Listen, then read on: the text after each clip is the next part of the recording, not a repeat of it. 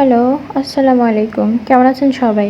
আশা করি সবাই খুব ভালো আছেন। আলহামদুলিল্লাহ আমরা ভালো আছি। তো আমি আজকে সকাল সকাল উঠে কয়টা সিটে রুটি বানিয়ে ফেললাম। তো কালকে মাংস রান্না করছিলাম। তো গরুর মাংসটা শেষ হয়েছে আর এই মুরগির মাংসটা শেষ হয় নাই। ওইভাবেই আছে, যতটুকু রান্না করছিলাম ওইভাবেই আছে। তো সকাল সকাল উঠে ভাবলাম রুটি না খেয়ে আজকে সিটে রুটি বানাই ফেলি। তো তাই একটু সিটে রুটি বানাই ফেললাম। তো এখানে আমি সিটে রুটি বানানোর জন্য গোলাটা বানিয়ে নিচ্ছি এখানে চাউলের গুঁড়া দিয়ে লবণ দিয়ে পানি দিয়ে একটু মাখিয়ে নিচ্ছি হাত দিয়ে। সুন্দর মতো একটা ব্যাটার বানিয়ে নিচ্ছি। আর এদিকে ফ্রাই প্যান বসিয়ে দিচ্ছি আর ওদিকে মাংসটা একটু জাল করে নিচ্ছি। ফ্রিজে রাখছিলাম তো তাই একটু জাল করে নিচ্ছি। দিয়ে আমি সিটে রুটি বানানো শুরু করে দিচ্ছি হাত দিয়ে বানাচ্ছি, কিন্তু হাত দিয়ে এতটা ভালো হচ্ছে না। তাই একটু বুদ্ধি খাটিয়ে বোতল দিয়ে বানানোর চেষ্টা করলাম।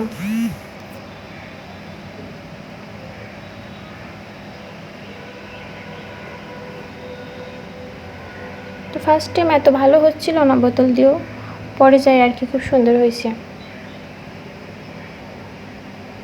কিন্তু আঘাত ছিল অনেক। বোতল দিয়ে বানানো বেশ আঘাত ছিল। তো এদিকে আমার মাংসটা জাল করা প্রায় শেষের দিকে।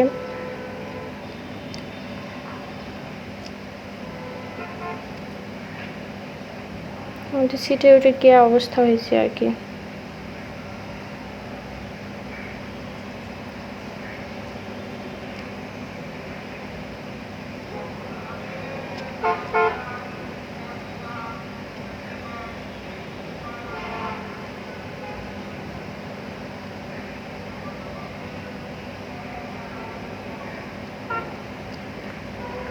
মাঝে মাঝে একটু করে তেল ব্রাশ করে নিচ্ছিলাম, নইলে উঠতে চাচ্ছিল না, লেগে থাকতেছিল।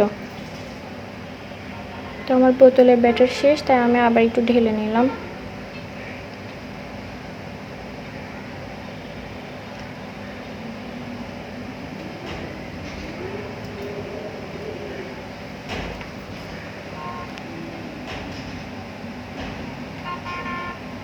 তো প্রথমে এগুলো বোতল দিয়ে ভালো হয় নাই, পরেরগুলো বেশ সুন্দর হয়েছিল, ফুল ফুল মতো হয়েছিল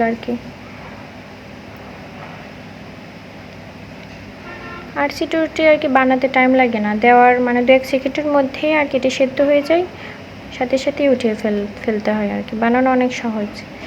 এই যে এগুলো কত সুন্দর হয়েছিল, একদম চিকন চিকন ফুলের মতো।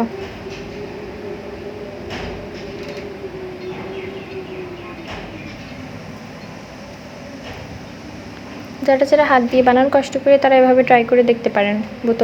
বোতলের মুটকি একটু ছিদ্র করে নিতে হয়, 2-3টা ছিদ্র, একটু ছোট ছোট ছিদ্র করলে ভালো হয়। আমার ছিদ্রগুলো একটু বড় হয়ে গেছিলো, আমার বোতলের মুটকির ছিদ্র, এই জন্য বেশি মোটা মোটা করে বের হয়েছিল।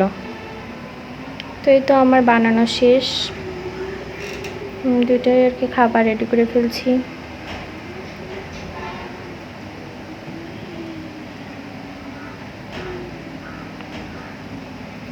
আপনাদের কাছে সিটে রুটি মাংস দিয়ে কেমন লাগে? আমার কাছে বেশ ভালো লাগে।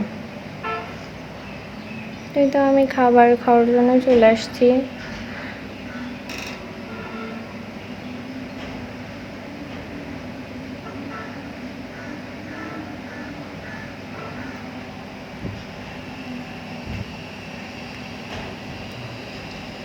তো সবাই ভালো থাকবেন, সুস্থ থাকবেন। আবার দেখা হবে নতুন কোনো ভিডিওতে। আজ এই পর্যন্তই। আল্লাহ হাফেজ।